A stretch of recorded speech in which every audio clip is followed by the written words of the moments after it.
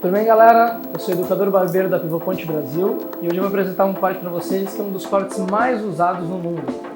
É o False-Hawk, ou seja, aquele falso moicano. Como a gente pode ver, eu já elaborei toda a minha gradação, fiz todo um skin fade médio, não fiz ele muito alto para preservar bastante área de peso.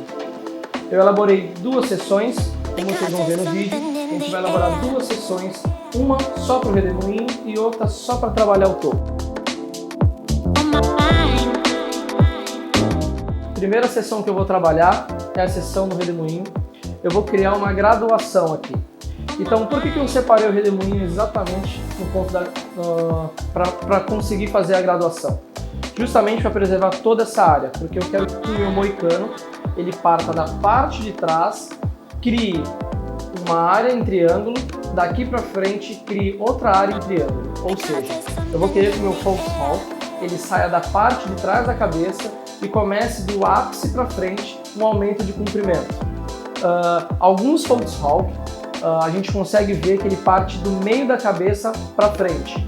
Esse eu quero criar um efeito ao qual ele parta lá de trás, por isso que eu deixei essa área de peso bem proeminente. Primeiro ponto que eu vou fazer, a gente chama de eixo espacial. Vou fazer uma divisão central. E essa divisão central, ela vai ser dividida para os dois lados. Como vocês podem ver, eu consigo pegar a minha guia de baixo, colocar os meus dedos não paralelos ao crânio e inclinar para fazer uma graduação.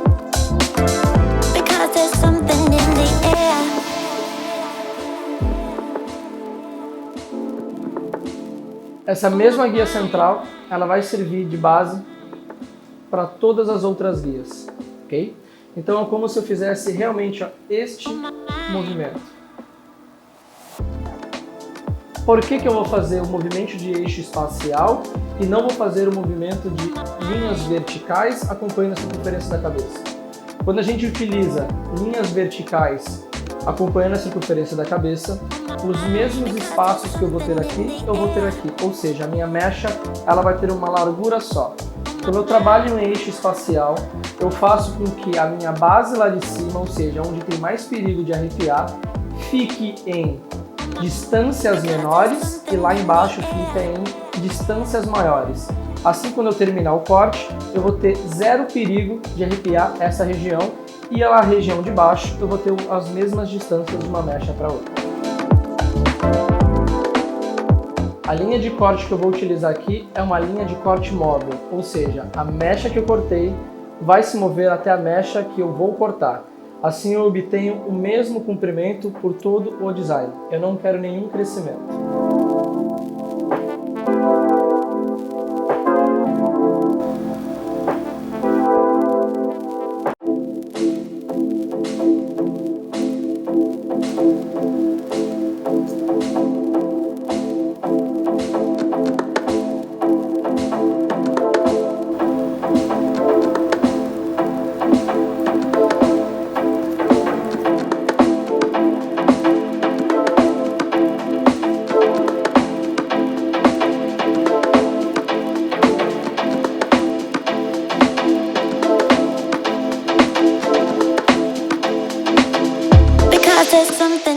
Agora que eu construí toda a minha graduação aqui atrás, daqui para frente eu vou usar duas linhas de corte.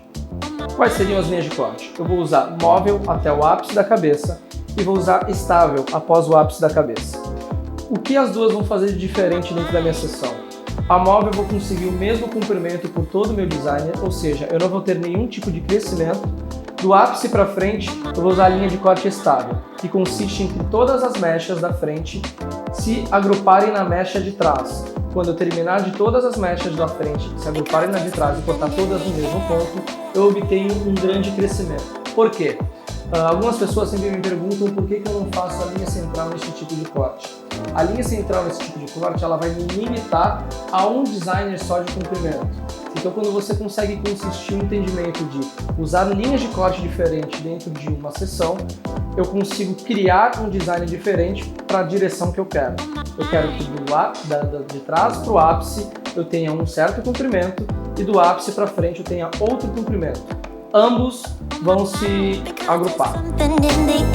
Um ponto importante, eu vou dividir no meio e vou trabalhar com os dois dedos não paralelos, porém inclinados. Ou seja, vai consistir entre a minha mecha do meio ficar comprida e minha mecha do canto ficar curta. Quando eu utilizar essa linha de corte até o final da minha sessão, eu vou obter um próprio afunilamento dessas mechas, ou seja, o meu moicano já vai se formar por si só de eu trabalhar com os dedos não paralelos.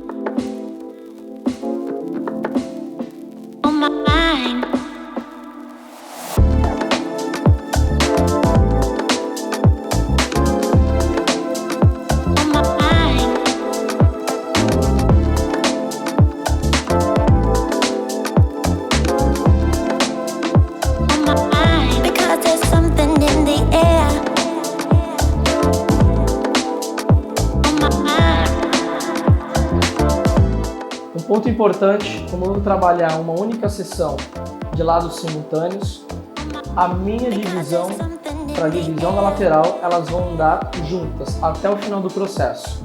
Se eu trabalhar um lado inteiro com alteração de linha de corte, fica muito mais difícil eu acompanhar essa linha de corte do outro lado e parar ambas no mesmo ponto.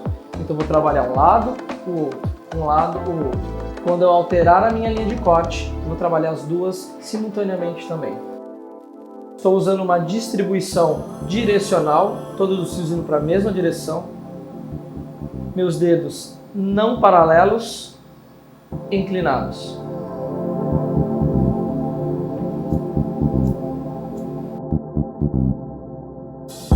Quando eu for trabalhar a minha seção do lado, a minha referência de guia vai ser exatamente o centro da cabeça. Distribuo ela de forma direcional, dedos não paralelos, inclinados.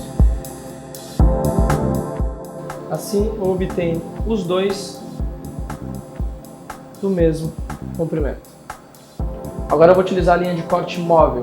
A minha guia que cortou vai se mover até a guia que eu não cortei. Pego a referência da minha guia.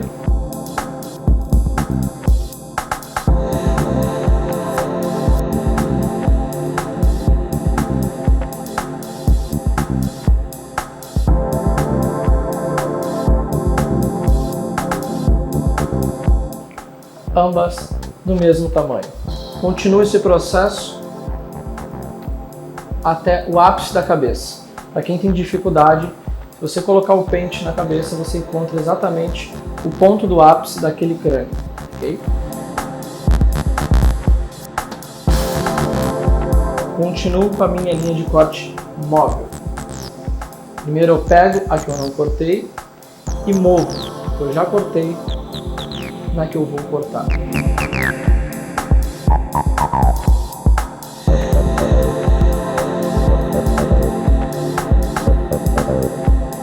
Agora é exatamente no ápice. Daqui para frente eu utilizo outra linha de corte. Nós chamamos a pivot point de linha de corte estável. Todas as divisões se movem para trás até a minha última mecha da moda.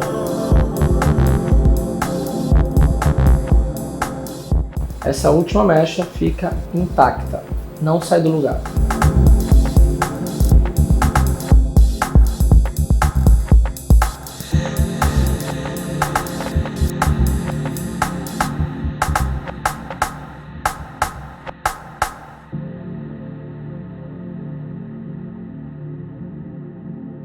Quando eu terminar o processo,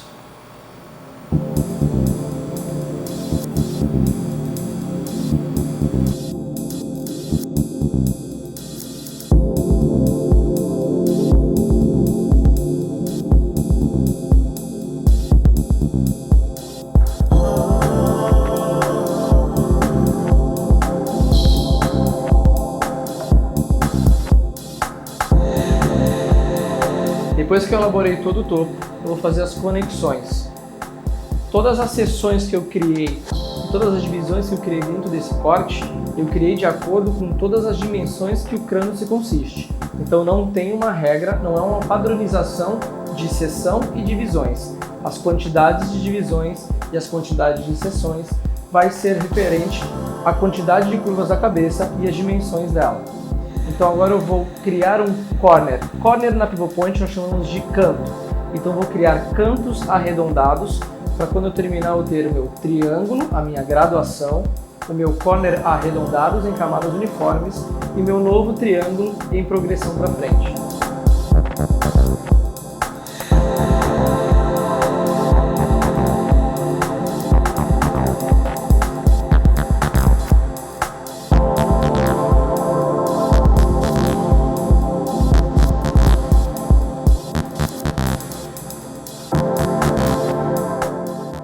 Esse tipo de corte eu vou criar uma texturização.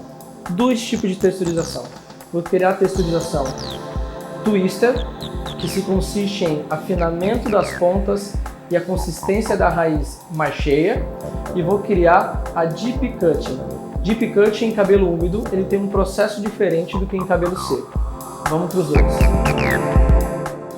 Deep Cutting em cabelo úmido, é muito importante os meus dedos nunca entrarem tão retos, senão eles abrem a mecha. E na hora que eu posicionar a tesoura para fazer o Deep Cutting, ele vai criar, na verdade, Point Cut.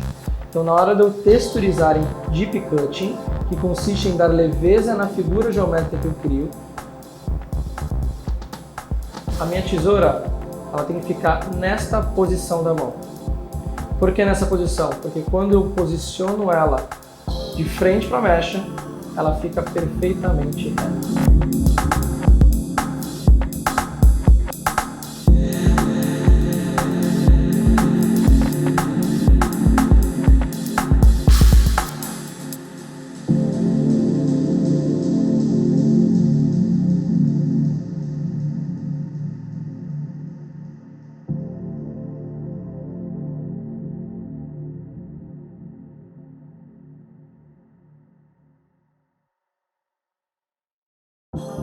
Depois que eu criei toda a leveza na parte da geometria, eu vou querer fazer com que esses fios fiquem levemente afinados somente na ponta.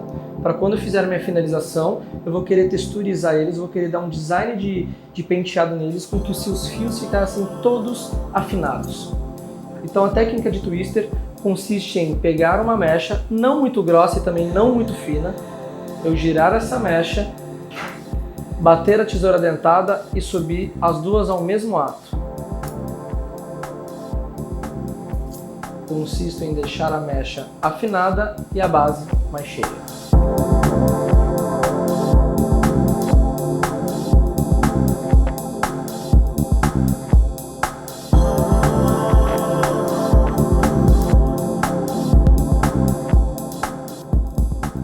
Falar um pouquinho sobre a finalização que eu vou fazer. Eu vou usar a Premium Clay, Argile Premium da Keune 922. Vou usar ela de uma forma diferente e que eu acho a forma mais incrível de utilizar ela. Ela é uma pomada de efeito seco e eu vou utilizar ela no cabelo todo úmido. Eu vou depositar ela no cabelo inteiro e depois eu vou escovar esse cabelo com toda a pomada dos fios. Eu vou derreter a Premium Clay em todos os fios. O que muda eu alterar ela com o cabelo já seco ou aplicar a Premium Clay, que é uma pomada de efeito seco, no cabelo úmido? O ato de eu escovar ela, eu estou derretendo toda a pomada em todos os fios. O que me traz de durabilidade e de facilidade na hora de arrumar esse cabelo? Todos os fios vão ficar com a mesma quantidade de produto. Ou seja, o meu cabelo ele vira literalmente uma massinha.